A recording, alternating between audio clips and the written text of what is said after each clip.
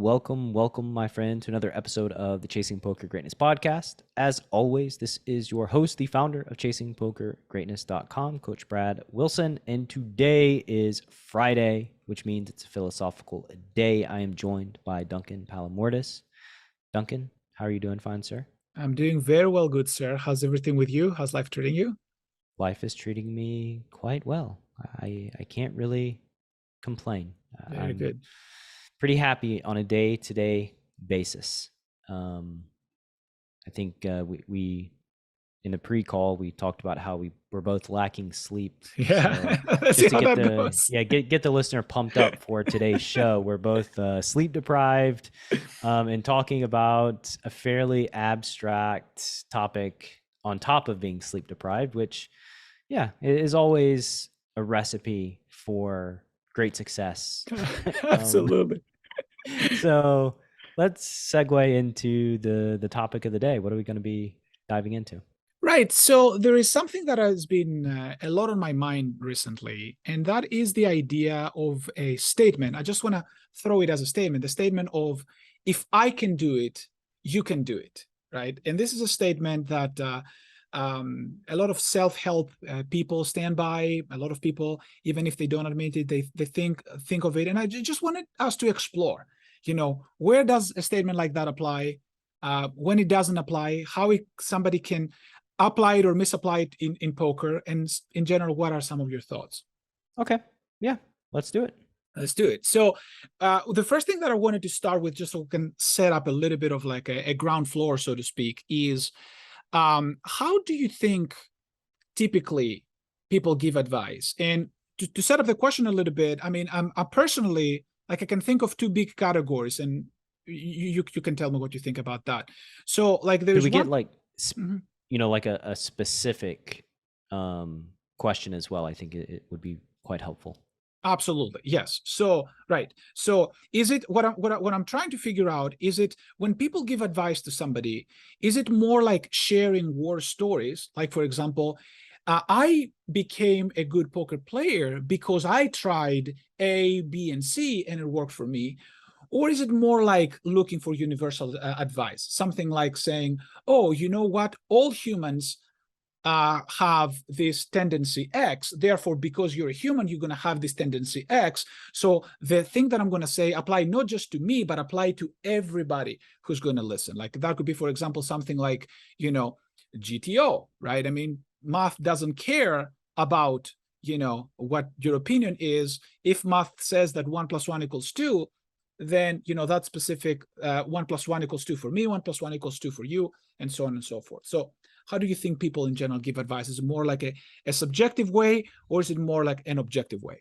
So in general, I would say more subjective, because we're human beings. And I think that that's just sort of how we operate, is through anecdotal stories.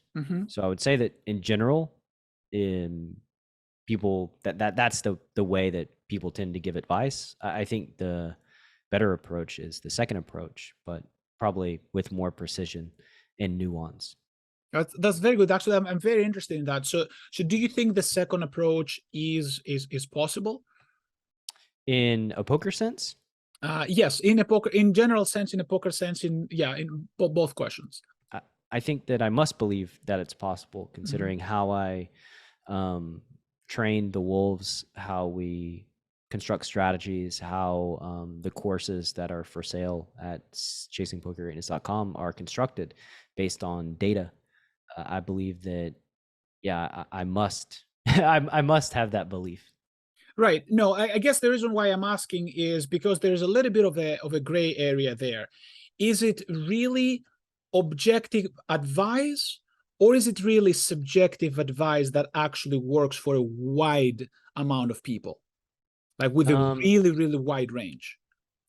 So again, like I would ask for a more specific question here. Sure. Like Yeah, what problem are we absolutely. trying to solve? And then like what question are we trying to Right. answer? So the problem that we're trying to solve is something that has worked for, let's say, Alex, who's a Yeah. wolf, right? Is the thing that worked for Alex going to work for Bobby as well? That's essentially what I'm I trying to see. figure out. That's essentially the problem, right? So, and can it be generalized, or there are specific conditionals under which it can be generalized? I mean, I think that it can generally be generalized Sure. Yeah. Yeah. in a lot of cases. And then I think that there are some cases where, you must problem solve and figure things out on your own based on principles that Mhm. you've internalized through study and learning.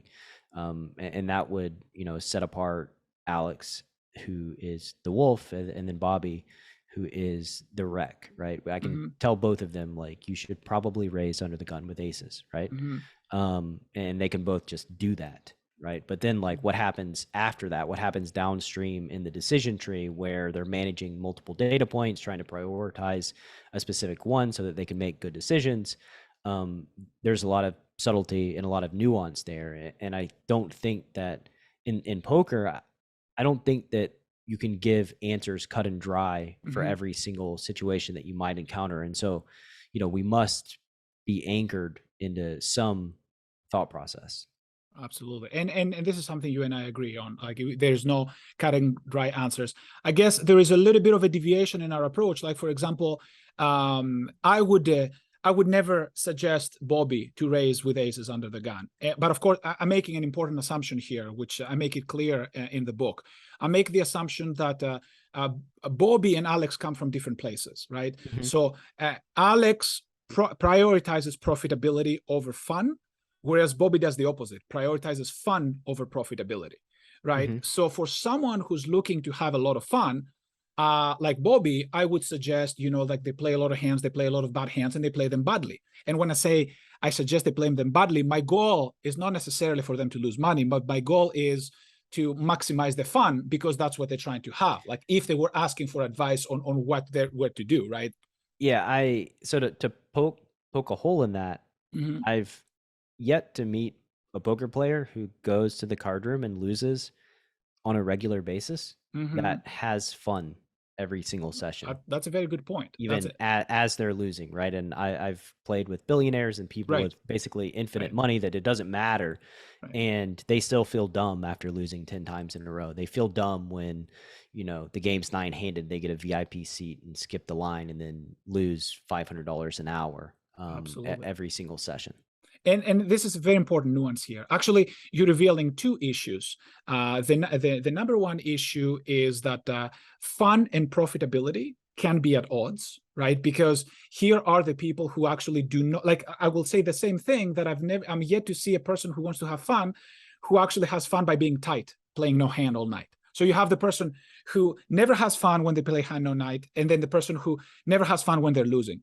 But Sure. sometimes, like, these things are going to be at odds, right? I mean, sometimes the cards are not going to be there. We've all been there. We've all been card dead. Like, if you get dealt 9-3 all day, you just have to fold the 9-3. There's nothing else you can do.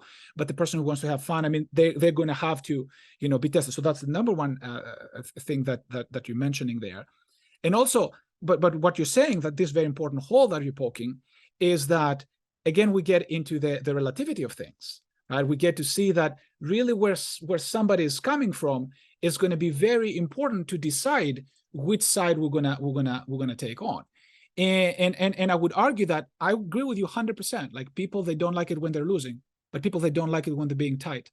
So how do we, again, hypothetically, not that anybody cares, because again, mostly we think about profitable players, but again, in this hypothetical conversation we have, how would we resolve that issue? And I would say that in the end of the day, it would come down to how much more they value one or the other. So in the end, they will have to choose: is it going to be fun, or is it going to be profitability? And if they tell me, you know what, Duncan, I had enough of losing, then absolutely I will suggest to them to raise with aces. But if they said, you know what, Duncan, I had enough of folding, then I will tell them, you know what, limp with your 7-3 suited under the gun. That's fine. I think there's, like, well, my approach would be that you can bridge the gap and have two at the same time. Like you can have your cake and eat it too. I Right. think that there's room for playing lots of hands Right. and winning at the same time. And that's just by playing lots of hands quite well, right? Very good. And just to be fair here, you're absolutely correct. What I said was just like mostly to emphasize a point, but you're absolutely correct that there is an advice that can actually bridge the gap. So I can usually what I start telling people is, okay, if you really feel tired, you know what? You want to start limping a hand or like playing a hand, start with a button, and start with the hands which are closer to, let's say, the 50% mark before you go down to the, let's say, bottom 10% of hands. Like before you start, playing the hand like 7-3 that I mentioned for overemphasis, go ahead and start playing your 7-5 suited. And Yeah. if you're already playing that, go down to, like your 7-4 suited and so on. And I'm actually of the belief that if you can VPIP lots of hands well, that in general your earn rate is higher than folks who VPIP very few hands. Because especially like in live poker where there's lots of room to eke out profit against a bunch of players who are playing way below average. Mm-hmm. Absolutely. I would agree with that 100%. And so that I guess a second question, which I think you already partially answered, which side do you prefer when you're giving advice? Do you try to be as objective as possible, or are you trying to share your war stories, which I think you partially answered, but just for the listener? It depends on the topic, right? Like I think when there's objective data, I do my best to share that. When it comes to like, this, I think the theoretical that you proposed earlier about like the playing fun equals playing more hands, but most likely losing. And then another player that values winning, so they're playing fewer hands and winning, right? I think like, and I just totally lost my train of thought. Help me out, Duncan. See, Yes, this is the yes. lack of sleep. No, I'm exactly in the same. So like you can't expect too much help from me, but like yes, again. So you said it depends, right? I mean, it depends on what kind of data you have. The question was. Oh yes. I got it. So like, you can say outside of the fact that I want to have fun and play more hands and most likely lose, right? And that's in one state of emotional being. And then the other state of emotional being is being in the arena and feeling your emotions as you're losing and recognizing like this feels worse than I thought it would when I was in a peaceful state of mind, right? So like I think when it comes to emotional impact of how a session is going, that is going to be rooted in subjective experience. So Absolutely. Relating how I've dealt with my own emotions in this situations, things that I have tried that have been helpful, and then problem solving through just personal experience. Whereas when it relates to poker strategy, in most cases, I revert to data when it's available, to give feedback and can kind of show like, you want to do this. This is like the expectation of what you're doing based on 300 hands that were played in this exact situation. And, it's losing 2 big blinds every single time somebody has taken this action in this exact situation. Right. So like we're looking to prove objectively whether like a decision is positive or negative, in which case I do whatever I can to use data to illustrate that. And in the lack of data, for instance, like if there's just not enough to know one way or the other objectively, then it's basically a piecemeal type thing of problem solving and taking general principles that I know against a specific profile and specific situations, and then connecting them and doing the best that I can to problem solve and relay that information. So, but I think in both situations, I'm doing whatever I can to pull from objective data and information that I know in order to relay.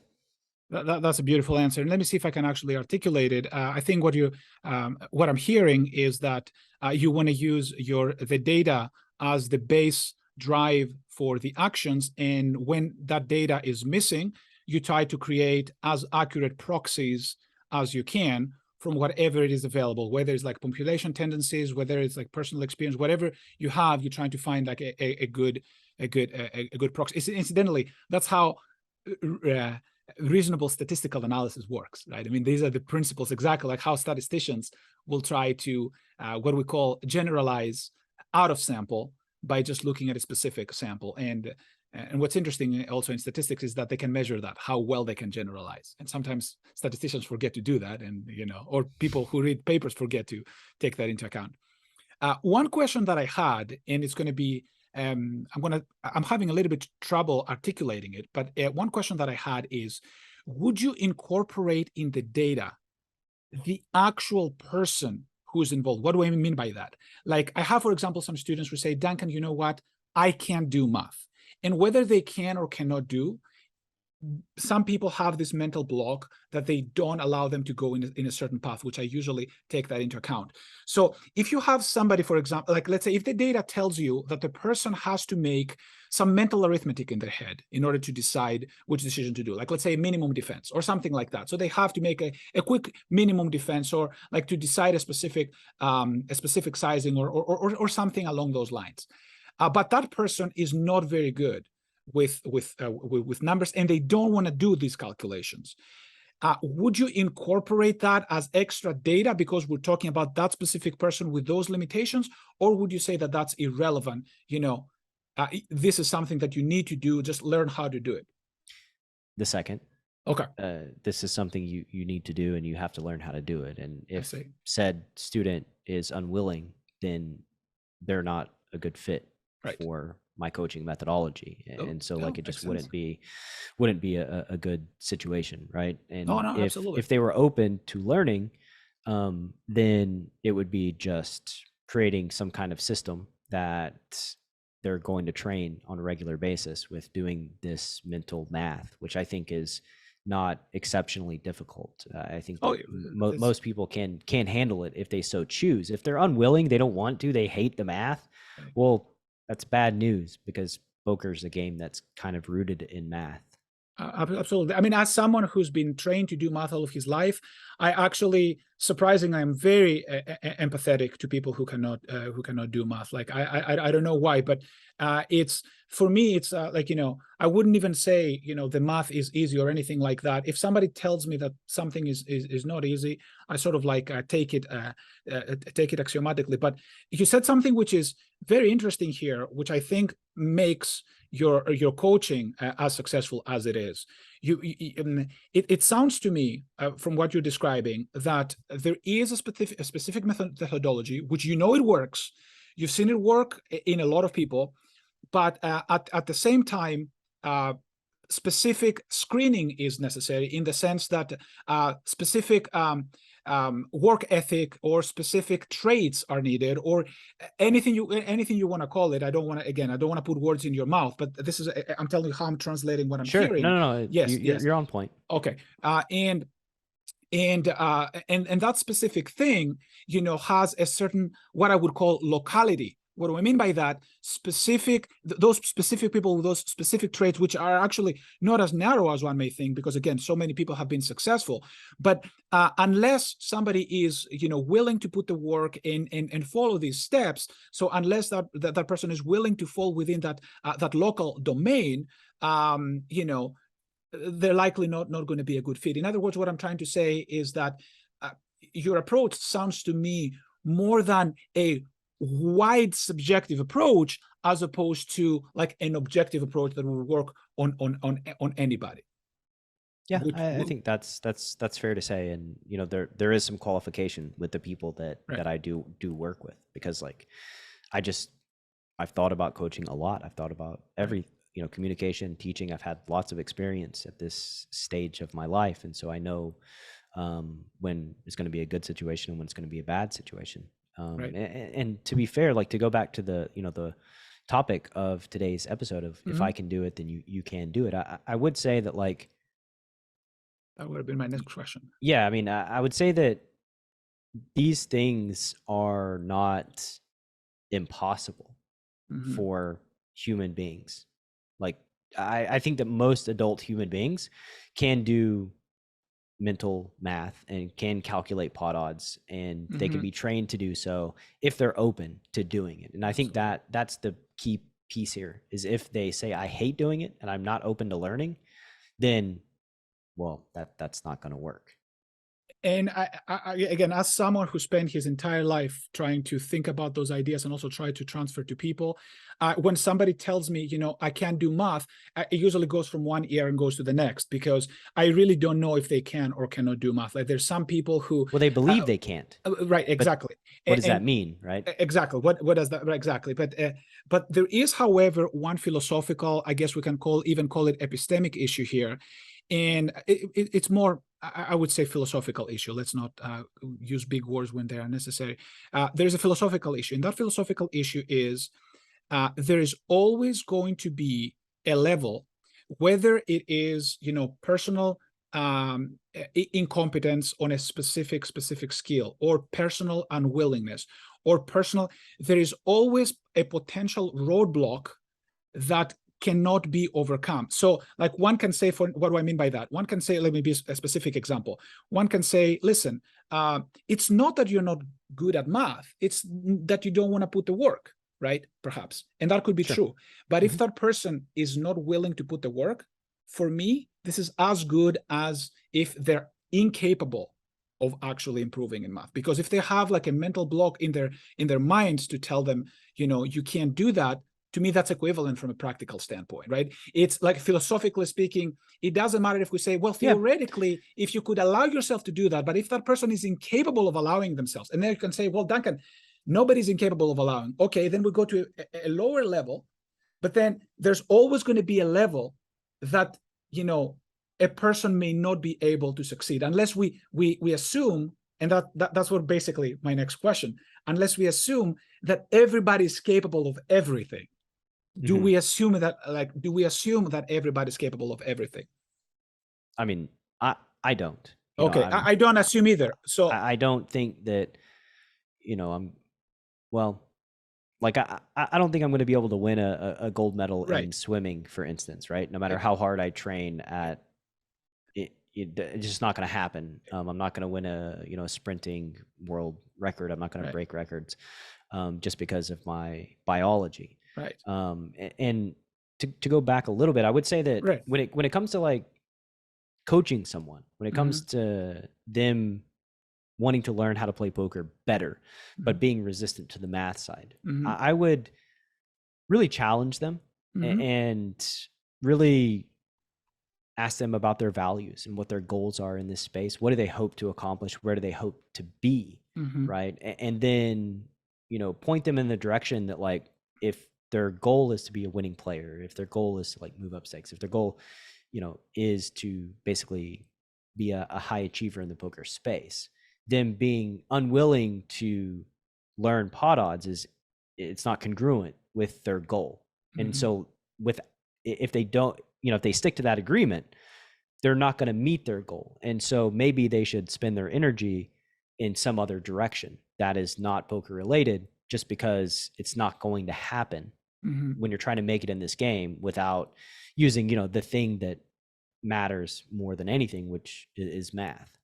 No, absolutely, and it's, or at the very least, maybe, they're not compatible with that specific method that you're describing. Maybe there is somewhere a different method, that Yeah, uses like poker just a on witch feel. doctor. Yeah, the witch doctor. Yeah, exactly. Yeah. Go to the witch doctor, and maybe Go the to the witch witch witch doctor. doctor can Yeah, give you all the answers. And like, maybe, yeah, maybe it's just me. Like, maybe right. I'm not able to reach that person. I'm not able to communicate and effectively help them move up stakes and be their best self in the poker space. I'm open to the possibility that, I said it in jest, the witch Mm, doctor, but maybe there is a witch doctor out there that has some kind of solutions and methodology for the non-math inclined that can help turn a winning player into a losing player into a winning player right. and help them achieve their goals.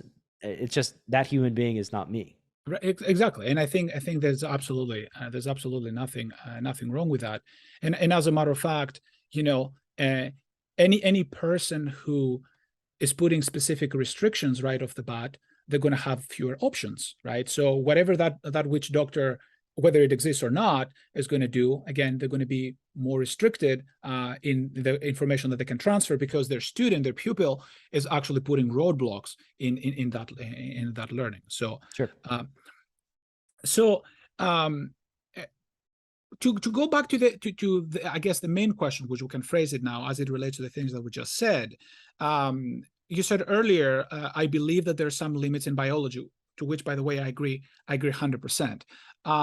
And not everybody agrees on that, by the way. This is a very contentious subject. We're not going to go into it, but it turns out we agree on that. And to explain why not everybody agrees with that is, I had a comment recently on Twitter, a very good comment actually, which deserves some thought.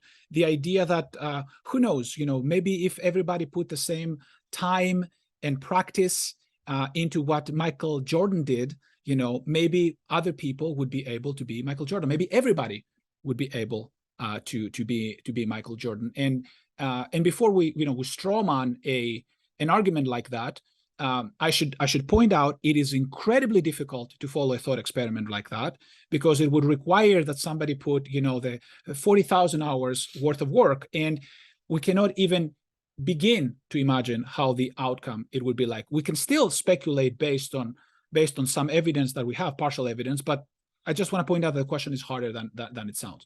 And yeah, it would have to be like, not only is it 40,000 hours, it would have to be an analog to how Michael Jordan trained on a daily basis. So they would have to train exactly the way that he trained on a daily basis for those 40,000 hours. So it's not just a matter of like training for 40,000 randomly. It's doing the exact same things that he did, which is, yeah, I mean, good luck proving or disproving that. Good luck. But here we are in the world of philosophy, which, by the way, philosophy is the subject of speculation on all the subjects that cannot fall under any category. They don't fall under biology, science, history, whatever you're going to call. So let's speculate according to whatever evidence we have or we think we have. So what do you think? Like, do you think if Michael Jordan can do it, you, the royal you, can do it under the right circumstances? Yes or no, and why? I mean, I don't know. You don't know. Okay. The honest answer is I have neither, no idea. If you were to speculate, what would you say? To speculate, I would say no. But again, I think it's just that, right? It's just speculation. But I would say that, like, the problem to me comes into the competitive nature of that specific space. And when I said, biology, will relate it to like winning an Olympic gold medal in rowing, right? Like my friend Adam Creek, right? Like, I'm 5'10". I don't have that build as a human. And there are other human beings who are investing their entire life training with world-class coaches on a daily basis. So if I'm competing against them and I'm training with the same world-class coaches and I have the same resources and I'm putting in the same amount of hours, well, the tiebreaker is going to be my biology. They're 6'6" and giants, and I'm 5'10" and not a giant, right? Like, so it's going to be really hard for me to compete in that space. So, like, just gut instinct is that no, like, in a highly competitive space, biology will be a tiebreaker. Like, biology will pave the way to one person having success or another person not having success. I've known, I have lots of friends who are not athletically inclined. And I think that if they were to, one of them is here, right? Like, they could get to a high level for their biology, and for them, they could get to world champion of themselves. Right. But world champion of themselves, may be just good enough to make it as a, reserve on a local rec flag football team, right? Like, you know what I mean? Like, so to me, like, not everybody's potential in every single area is the same. I'm pretty confident in that, but I guess I wouldn't say 100% confident, because again, it's impossible to prove. That's right. Exactly. That's meta humility talking. I mean, we can never be 100% about anything. We can even be 100% about not being able to be 100% on anything. Anyway, so, but here is, I guess, the philosopher.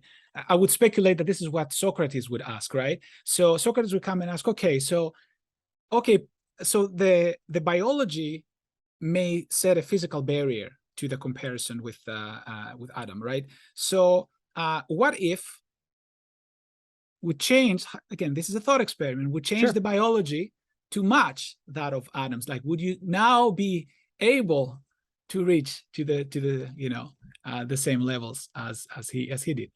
With the same training, with the same coaches, then I would say that yes. Yes. Right.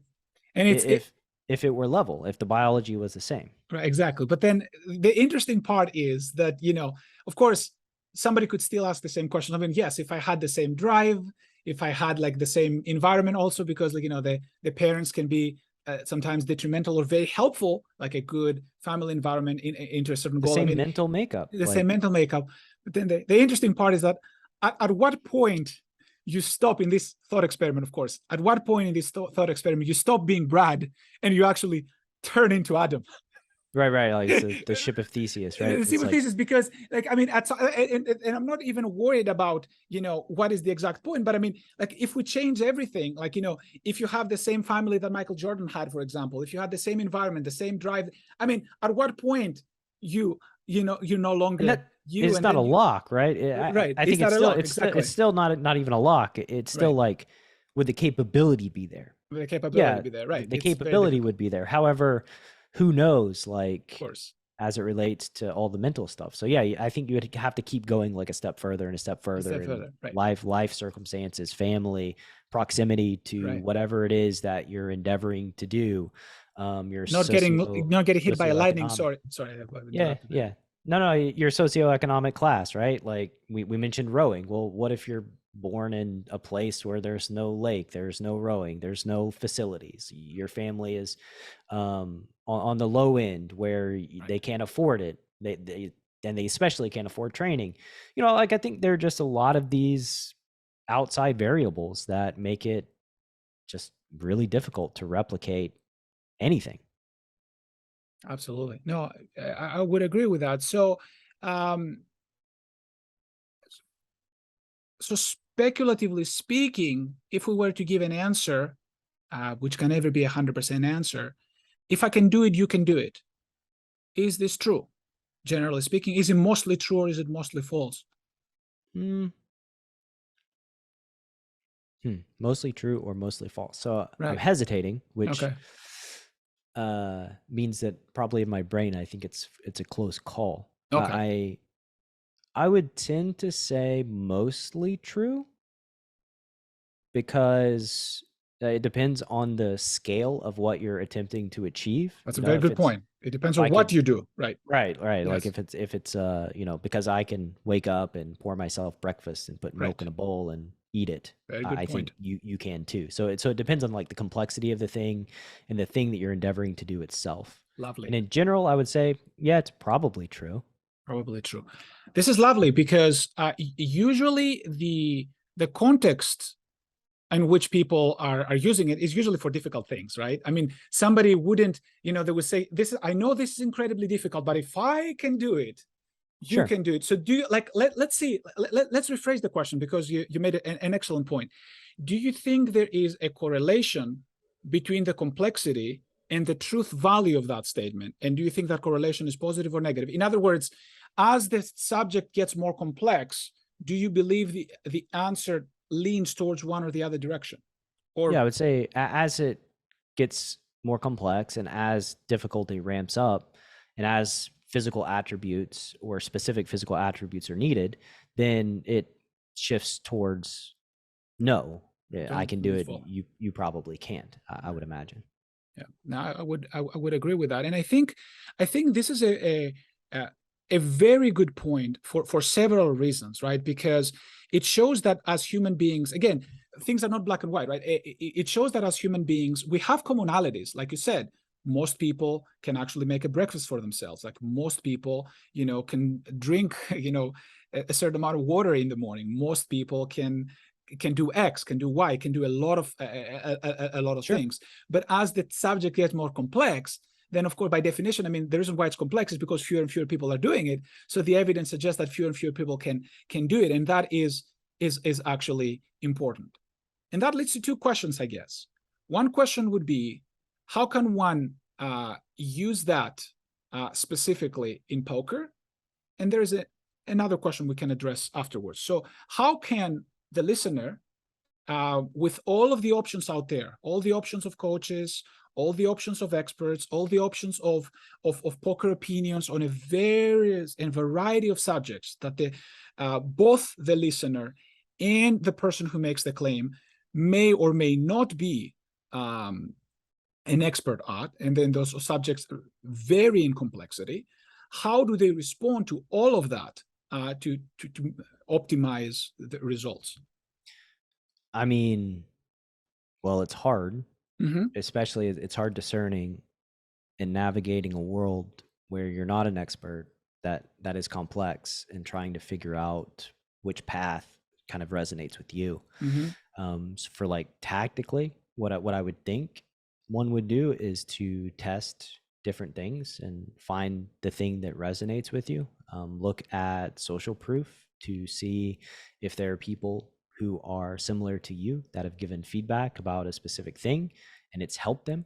And then just go into that path as hard as you can, right? Like, and if it doesn't fit and you've really given it a go, then try something else. And just basically find the path that works for you would be my approach to undertaking a complex activity where there's lots of information and it's hard to really know which one is going to work for you. Absolutely. And to add to that, one heuristic perhaps that people can try, and once again, I mean, we're getting into the extremely subjective territory for a reason here, but one of the reasons personally I like reading, it's not because necessarily I believe that the author is going to give me an answer to a question that I've been striving to get an answer for, even though I have like a lot of questions. Even if the author says at the beginning of the book, I'm going to answer that question, it's not so much that I believe they're going to give the answer, because what they have to say may or may not apply to me. However, books like that usually have done the due diligence even on the subjective n equals 1, the subjective element of the author, who looked very deeply and concretely into themselves, and they analyzed the data as they saw them, and they made some conclusions, and hopefully they came from a good place. So we're assuming that at least they meant well. This book is valuable because it may explore areas that we otherwise were either unaware of, we didn't think about, or we didn't think they could matter as much. So in other words, if there is like we talk about David Goggins in a previous podcast, right? David Goggins is not, to me, important because everybody can be as fit and as crazy as he is. He is important because he experimented so much with so many different things that we can actually look at an array of experimentation that we either didn't think about or we didn't think it was possible even, and try it and see, to a lesser or greater extent, depending on where everybody is in their fitness level, and see how much of that can actually apply to Absolutely. us. Yeah. I agree 100% that a lot of doors in life that you could go through, it's hard to see them until somebody else shows you. And then it's like, oh, that makes so much sense. I can't believe I didn't think of it that way. But yeah, having just exposure to these doors that you may not have seen otherwise is just exceptionally valuable. Absolutely. And I would just add the word me. That makes so much sense to me, which is sort of implicit, right? I mean, but I'm picky with those things, right? Because again, I do think that something making sense to me might not make sense to other people, but that's okay. That's not necessarily an issue. And I guess the other question that I left for the very end is, if we assume, and again, we're speculating, but if we assume that as the complexity increases, the probability of generalizing out of sample is being reduced, meaning as the subject gets more and more complex, the chances of failure increase, which we see that, for example, with businesses, like the more complicated the business, the lower the chances increase, which means that in a vacuum, if you were to bet with no prior knowledge, you should bet against them. But how do we deal with that? the chance of really high percentage of failure, and the fact that in order to succeed on anything, we have to try. In other words, how do we bridge the conundrum for really difficult things that, if we were a betting man, and we are, we would bet against it, and yet we cannot succeed if we don't try. You see the seeming paradox or contradiction that I'm trying to. Sure. Yes. Sure. So I can only speak from my personal experience, but in the coaching and training space in poker, I look at my job as being someone that can look at a very complex problem. In most cases, it hurts my brain. And when I try to solve it, I get overwhelmed and have to go like take a nap because I'm just filled with anxiety and dread.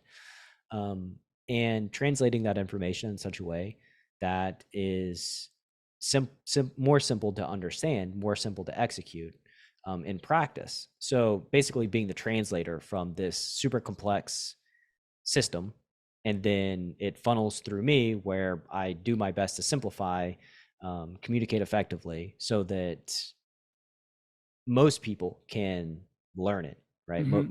It becomes like it's basically I'm like the complexity reducer, right, in this process, and then giving that basically to the wolves, private coaching students, consumers, et cetera. That's sort of like how I think of that whole conundrum. Is like my job is basically the translator for people, breaking down a very complex issue into something that is simple and actionable. I love it. So one attack to that problem is that a lot of the complexity might be due to the lost in translation. Like a lot of that complexity perhaps can be reduced because some people took the effort and the time to think these things through, to spend their lives around it. And of course, I'm thinking of you, Brad, right? I mean, the obsession, the healthy obsession with this game, and all of that can create what some people may consider as shortcuts. Actually, I think shortcuts is a very bad word. Like it really underestimates how much more it is. It's not shortcuts. It's just all this hard work that can actually, it's, I can give a metaphor, Picasso's paintings, right? So Picasso had to draw millions of, I'm exaggerating, but he had to draw hundreds of paintings in order to be able to draw and then remove stuff from those each time in order to create like a more abstract version of those paintings where he kept on removing items upon items upon items. And in the end, he created some things that some people think they're masterpieces. But the point is, in order to be able to remove elements from a painting and then tell to the person, these are the bare minimum, these are the important stuff, you have to spend a lifetime thinking about it. So they're not shortcuts. Right? Shortcuts will be diminishing how much more powerful they are. It is the understanding of the important ideas and throwing away the fluff, right? So this is like a simplification. Yeah, and is that a fair assessment? Yeah, I think that's totally fair. And I would say that there's a few things that kind of happen with the general public as it relates to this sort of methodology. Is I think there's a lot of pushback, especially like when you're simplifying a complex thing. Oh, you don't have to tell me. People push back. Is even very experienced people who have spent their lives playing like specifically this game, will push back. I mean, if you follow Nick Howard on Twitter, like every time he posts something, there are many people that are saying that he's a snake oil salesman and it's a marketing company, et cetera, et cetera. And, when I read those comments after his tweets, which I will give Nick this, like he's getting more polarized as time goes on with his Twitter game. He's getting more and more polarized, and people are getting, having emotional reactions to his polarized tweets, which I guess is the point of the tweets themselves. But I think that in the beginning of my personal journey through the coaching space, I was seeking validation and felt that, I felt nervous replying to somebody's hand history in my Slack channel, right? Like, what if it's not right? What if I'm wrong? What if like, how do I like give the best information? And then like, so I was like very self-conscious, and sought out validation from like the poker community at large. And what's interesting is like, as time's gone on and I've learned more and able to simplify things better and able to have tangible feedback that the methodology works, that we're making progress, I stopped caring, Yeah. and I stopped actually needing validation or even seeking out validation. And when somebody says something like on Twitter, like I posted Coach Shu's graph, which, you know, he won like 100K over like 130 something hands, 130K hands, had a win rate of like 11 or 12 big blinds. And like, you know, one of the comments is like, these Fugazi graphs, you can't prove it. Send it on a from a platform where there's actual screen names, etc. Right. And like, there was a time where I would probably bear down and like engage in that. But Hmm. now it's just like, I don't care. Right. Don't believe me. Like, I Right. don't believe me as to how well the Wolves are doing. Don't believe me as to like how the courses and things that I sell are improving folks' win rate and helping them play this game better. I could frankly care less. It doesn't matter, because really what I learned is the only validation that really matters to me is my own. Hmm. And when the data is validating what I'm doing, I just kind of stop caring about everybody else. So yeah, I think like yeah, it's an interesting thing, like simplifying very complex things so that people can consume them and that they're helpful to them. There's a lot of pushback. It goes back into the theme of this podcast, right? If I can do it, you know, can you do it? Well, there are lots of Absolutely. people that find their identity in this space. Right. And because they can do it, they have this innate self belief that other people can't do it. Right. And maybe that's true. Uh, maybe that's true. Maybe it's not. That's right. But the reality is they're attacked when Right. somebody tells them we can simplify this and we can do this in a way that most people can win. We can train, we can teach, we can communicate. They're very threatened by even such a thought, and that thought causes them to lash out, which is, yeah, just an interesting thing I've observed. Very interesting thing. And now, just to steelman, so to speak, like the naysayers, we can perhaps expect that there's going to be naysayers, not just because we expect there's always going to be the negative people. I'm talking about, again, I'm assuming some people who mean well, genuinely mean well. Sure. There can still be naysayers because, again, what works for Nick may not work for that other person, and then that other person who's actually being critical, again, assuming that they come from a good place, I'm giving the benefit of the doubt, is because, again, that specific thing that Nick is talking about is never going to work for them ever, because, again, they're approaching things perhaps from a different standpoint. Who knows? And or they think it's never going to work for them, which is practically, for all intents and purposes, the same, effectively the same. So, I would say practically the same in their own world, right. effectively different in that Mm-hmm. they didn't try, so there's no actual information or data that is telling them that they can't do it, which Sure. to me is quite an important distinction. Sure. To Again, we're that running into person, it feels the same, but I think to other people at large, it's quite different. Sure. With that, I agree. 100%. Yeah. And I guess we're still running into that philosophical problem that, we're going to need to find out what, again, what made them not try, and are they even capable of trying? Because if they're not capable of trying, then we reach the roadblock. And if we assume that, not everybody can do the same things, there's always going to be potentially something that someone cannot do. So in that sense, it doesn't, but you're right in the sense that, if you, it's different to say I tried and I failed versus I didn't even try. So even though you may have the same roadblock in a practical sense, it is at a different level, and that's visually identifiable. Yeah, I agree. Yeah.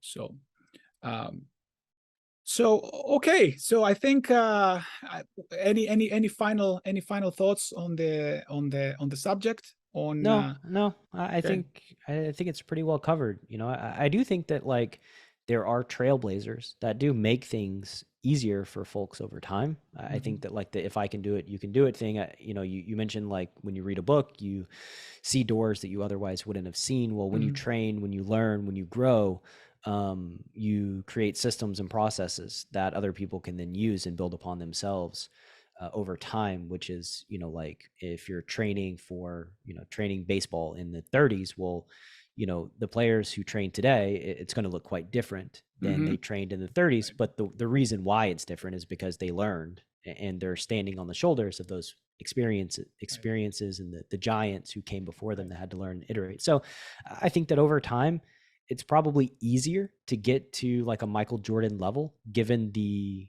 biology is somewhat similar and the training goes up, the knowledge, the information, the nutrition, mental game, just all of the different components that contribute to such a phenomenon. So yeah, like I do think things get easier over time, basically. But yeah, it's a lot of it.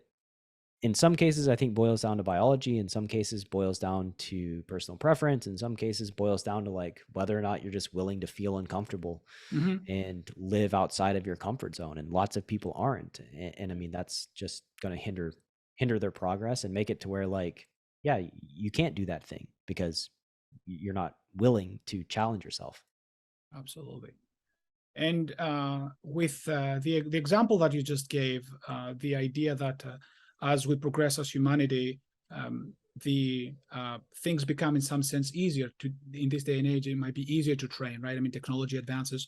That's a very, very important point. And it also reminded me of the fact that advice sort of gets better the more malleable it is, right? It's so much better to, the advice has a wider spectrum of influence. If somebody says it's typically a good thing to learn things versus you tell somebody it's typically a good thing to learn how to cook, right? Because learning is a malleable thing. You can learn a lot of different things, and depending on who you are, you may want to learn X versus Y. Whereas similarly with training, right? I mean, you reminded me of this because again, the advice that permeates throughout the years is the idea of work hard, right? I mean, to train. But when you train in the 50s, you're going to have access to different type of technology than today. So that advice actually changes by definition as we progress technologically, even though nobody needs to change the advice itself. It's malleable. Yeah, you have to plug into the collective experience, knowledge, and learning of humanity over time. That's a gift that we all have access to. And with all that being said, even if training is upgraded and information and knowledge is upgraded, like you still have to do the work, right? Absolutely. Like that's the fine print of excelling at a thing is you still have to like get out there and grind and do the hard work and push past what you believe you're capable of. That's a prerequisite. It's not like strap on the ab thingy majig and then you got six packs. Absolutely. Doing nothing while you're watching TV or whatever the promise is. Or go to the grocery store to buy the six-pack. Yeah, that's not a simple people. Yeah. So, I mean, maybe one day somebody will come up with it, and you just go into a machine and you come out perfect. I don't know, but until that day arrives, I haven't seen that work. You still have to like go experience the blood, sweat, and tears that build a mentally resilient human being. There's no real substitute for that in any endeavor that is challenging. I would agree with that. And speaking of hard work, where people can find us, like do all the hard work and all the hard work, all the podcast places, like, subscribe, comment, review. Greatnessvillage.com, Philosophical Friday channel. Hop in there, ask questions, give comments, and then why Alex beats Bobby at YouTube. That's exactly right. Yeah, Duncan's YouTube channel, and then all the Twitter, Ask the Math Doctor, CBG Podcast. Find us on all those platforms. And I should point out that Brad has on his website like listed all of the podcasts very nicely, so you can go and find them if you want to catch up or you see a topic that you're interested in. So you can go to Chasing Poker Greatness, and similarly we have them also on YouTube if you want to check out video. But go to the village if you have any comments or we did. We had a whole website redesign over the last few months and putting everything together because one of my gifts is not organization. I'm more of like a get stuff done and then circle back to it. I'm the kid that in school would show up on day one with all the dividers and everything just really perfect. And by the second month, I just had all my pages in my books and they were all crinkled and there was just no rhyme or reason to anything that fell apart. So not my strength in the world, but my guys, my team has put together the website quite well for Tactical Tuesday. I'm not sure if Philosophical Friday is organized and categorized as of yet on the website because it's a very recent thing. I checked. It was categorized very, very nicely. Yeah, it really, nice. I mean, they're doing work. So see, I don't even know what's going on my website. My guys offloaded that responsibility to them and they're kicking ass. So cool. Really. All right. That's all we have for this week's episode of Philosophical Friday. And that's it. We'll see you next week. Thanks for listening. Thank you for listening. Thank you, Brad.